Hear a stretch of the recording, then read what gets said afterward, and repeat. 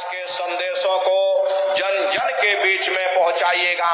गुरु महाराज कह करके गए कि बच्चा गांव गांव में तुम भजन केंद्र की स्थापना करो, गांव गांव के लोग भजन करने लग जाएं, गांव गांव में सत्संग होने लग जाए, गांव गांव के लोग शाकाहारी हो जाएं, गांव गांव के लोग सदाचारी बन जाएं, आंखों में माँ बहन बेटी की पहचान कायम हो जाए। जब हमारा गांव बदल जाएगा, ये पूरा समाज बदल जाएगा, निश्चय ही कलयुग में सतयुग आ जाएगा। इसलिए प्रेमी भाई बहनों, धर्म के प्रचार में आप सभी लोग अपना अपना योगदान दीजिएगा। और देखो प्रेमी भाई बहनों, हमारे गुरु महाराज ने एक अच्छे समाज के निर्माण के लिए, चरित्र उत्थान के लिए, लोगों को शाकाहारी और सदाचारी बनाने के लिए 116 वर्ष की आयु तक अथक मेहनत और परिश्रम किया। गुरु महाराज ने अपने गुरु की याद में मथुरा आश्रम पर इतना विशाल मंदिर बनवाया। हमारे गुरु महाराज कहते थे कि बच्चा मंदिर का जीता जागता देवता वहां पर बैठ करके बरकत बांट रहा। अरे आप लोग आइए, वहां कोई रुपया पैसा नहीं चढ़ाया जाता, कोई चंदा चुटकी नहीं। अरे आप लोग आए, मंदिर के देवता के सामने अपनी एक बुराई को चढ़ा दीजिए। वहां पर बुराई चढ़ाई जाती है कि हम आज से मांस मछली नहीं खाएंगे, हम आज से अंडा शराब का सेवन नहीं करेंगे, हम आज से झूठ नहीं बोलेंगे, हम आज से किसी को धोखा नहीं देंगे। आप अपनी एक बुराई चढ़ा दो, आपकी एक मनोकामना पूरी होगी। ऐसा वरदानी मंदिर गुरु महाराज ने अपने गुरु की याद में मथुरा आश्रम पर बनवाया। मथुरा आश्रम पर आप लोग पधारिएगा। देखिए, होली का कार्यक्रम 7, 8, 9 मार्च 3 दिवसीय होली का कार्यक्रम मथुरा आश्रम पर मनाया जाएगा। आप सभी प्रेमी भाई बहन मथुरा आश्रम पर पधारिएगा। वो हमारा आपका गुरुद्वारा है। कार्यक्रम के अवसर पर देश के कोने कोने से दसियों लाख की संख्या में सत्संगी प्रेमी भाई बहन मथुरा दरबार में पधारते हैं। अरे आपके रहने ठहरने की व्यवस्था वहां पर की जाती है। अलग अलग जिलों के टेंट राउटी डेरे लगाए जाते, अलग अलग जिलों के भंडारे चलाए जाते हैं। अपना बहुत बड़ा आश्रम है, करीब करीब 10 किलोमीटर के व्यास में अपना ये आश्रम बना हुआ, वहीं पर एक कार्यक्रम होता है। अपने आश्रम पर गुरु महाराज की बहुत बड़ी गौशाला भी है। गुरु महाराज के पास कुल 2 गाय थी। 2 गायों का इतना बड़ा परिवार है कि आज के समय में करीब करीब 3000 गायें और 3000 से ऊपर सांड हैं। गौशाला अलग है और नंदीशाला अलग है।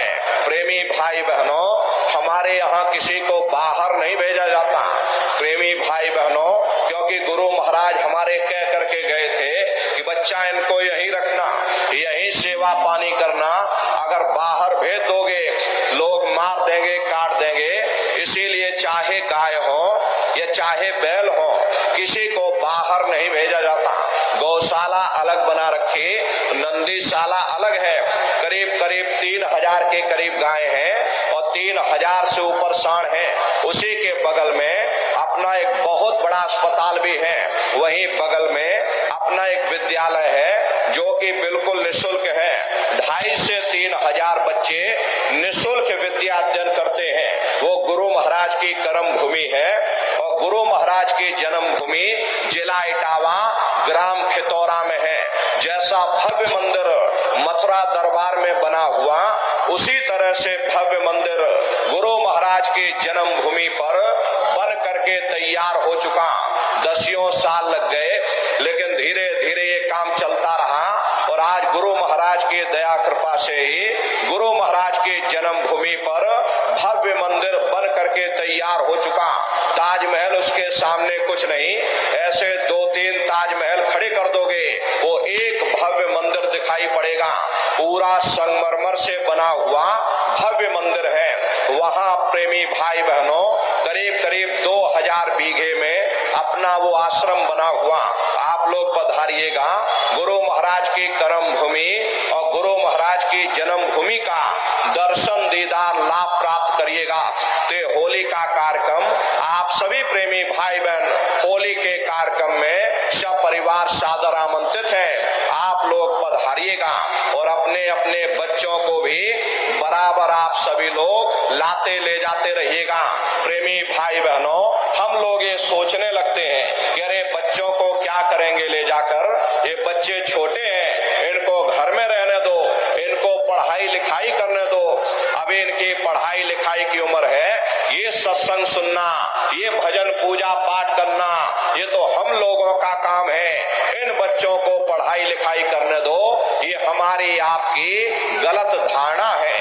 हरे प्रेमी भाई बहनों, पढ़ाई लिखाई जरूरी है। हम ये बात मानते हैं कि आज के भौतिक युग में शिक्षा बहुत जरूरी है। हमको भी गुरु महाराज ने पढ़ाया लिखाया, हम भी पहले 10वीं किए और 10वीं के बाद फिर हमने 12वीं किया और 12वीं के बाद फिर हमने बीए किया और बीए करने के बाद फिर हमने LLB किया, LLB करके वकील बने। गुरु महाराज ने हमको भी पढ़ाया लिखाया, लेकिन पढ़ाई लिखाई के साथ साथ अच्छे संस्कार भी जरूरी है। और संस्कार कोई MA BA की डिग्री करने से नहीं पढ़ते, संस्कार कोई डिप्लोमा करने से नहीं पढ़ते। अगर MA BA की डिग्री करने से बच्चों के अंदर संस्कार पड़ जाते तो हिंदुस्तान में इतने वृद्धाश्रम न खोले गए होते। अरे संस्कार पढ़ेंगे महात्माओं के वचनों से, संस्कार पढ़ेंगे सत्संग के माध्यम से। ये बच्चे देश के भविष्य हैं। एक अच्छे समाज के निर्माण के लिए बच्चों के अंदर अच्छे संस्कार डालना